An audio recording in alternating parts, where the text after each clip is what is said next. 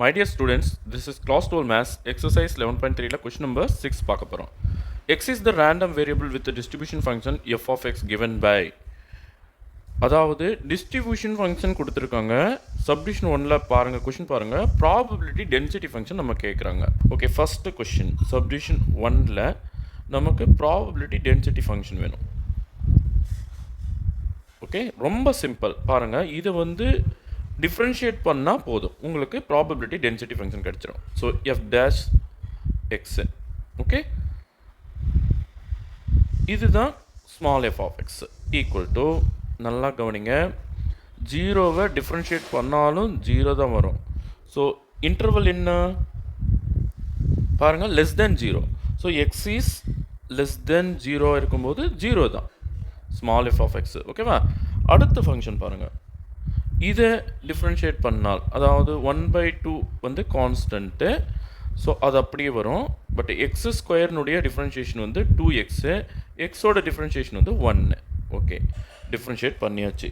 இது எப்போ இங்கே இன்டர்வலுக்கு வாங்க, என்ன இன்டர்வல் கொடுத்துருக்காங்களோ அதை அப்படியே காப்பி பண்ணுங்கள். 0, அதாவது x is greater than or equal to 0 less than 1 இருக்கிறச்ச. ஓகேவா? அடுத்து பாருங்கள், அடுத்து 1 வந்து கான்ஸ்டன்ட், 1 டிஃப்ரென்ஷியேட் பண்ணால் என்ன வரும்? 0 தான் வரும். சரி, இது எப்போ x is greater than or equal to 1 இருக்கும்போது. ஓகே, ஸோ அவ்வளோதாங்க ஸ்மால் எஃப் ஆஃப் எக்ஸ். பாருங்கள், probability density function over. Second சப்டிவிஷனுக்கு வாங்க. செகண்ட் சப்டிவிஷன் என்னென்ன question, P of capital X is greater than or equal to 0.3 less than or equal to 0.6. இதான் question. ஓகேவா? இப்போ நீங்கள் வந்து கொஷினில் கொடுத்துருக்காங்களா கேபிட்டல் எஃப் ஆஃப் எக்ஸ், அதாவது டிஸ்ட்ரிபியூஷன் ஃபங்க்ஷன், அதுக்கு போயிடணும். இப்போ அப்பர் லிமிட் என்ன? 0.6. So F of 0.6 minus lower limit என்ன? 0.3. F of 0.3. ஓகே, ஸோ இதில் பார்க்கக்கூடாது, இங்கே தான் போகணும் நீங்கள். ஓகேவா? So F of capital F of 0.6. So 0.6 எந்த இன்டர்வலில் வரும் பாருங்கள், இந்த இன்டர்வலில் தான் வரும். ஓகே, ஸோ அந்த இன்டர்வலில் கேபிட்டல் எஃப் ஆஃப் எக்ஸ் என்னன்னு பார்த்தீங்கன்னா 1/2. நல்லா கவனிங்க, 1/2 ப்ராக்கெட் ஓப்பன் பண்ணிக்கோங்க. எக்ஸ் ஸ்கொயர் ப்ளஸ் எக்ஸு, அப்போ 0.6 ஸ்கொயர் ப்ளஸ் 0.6 ஆச்சா. அடுத்து 0.3 எங்கே வரும் பாருங்கள், அதுவும் அதே இன்டர்வலில் தான் வரும். அப்போது ஒரு மைனஸ் இருக்குது, நம்மளும் மைனஸ் போட்டுக்கலாம். அதே 1/2 தான் திரும்பவும். எக்ஸ் ஸ்கொயருக்கு பதிலாக 0.3 ஸ்கொயர் ப்ளஸ் எக்ஸுக்கு பதிலாக 0.3. ஓகே, அவ்வளோதாங்க. இப்போ பாருங்கள், ரெண்டுத்துலேயுமே 1/2 காமனாக இருக்குது, 1/2 வெளியே எடுத்துடலாம்.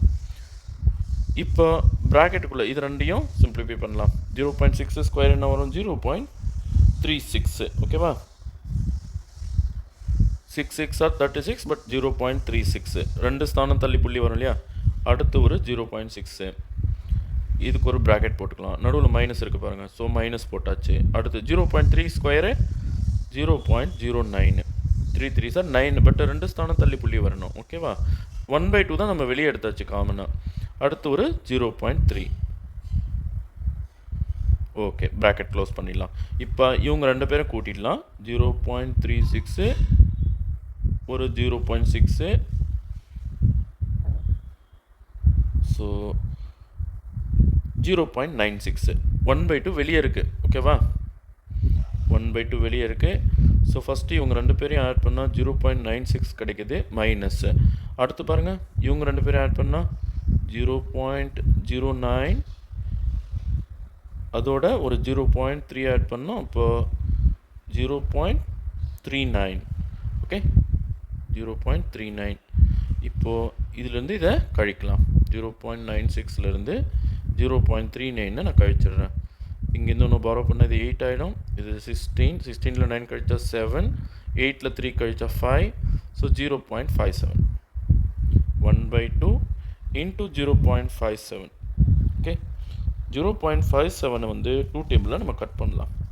2 2s are 4, பேலன்ஸ் 1, 17 ஆகுது. அப்போ 8 2s are 16, பேலன்ஸ் 1. அது பக்கம் 0 போட்டோம்னா 5 2s are 10. ஸோ 0.285 இதுதான் செகண்ட் சப்டிவிஷனுக்கான ஆன்சர். Okay, thank you students.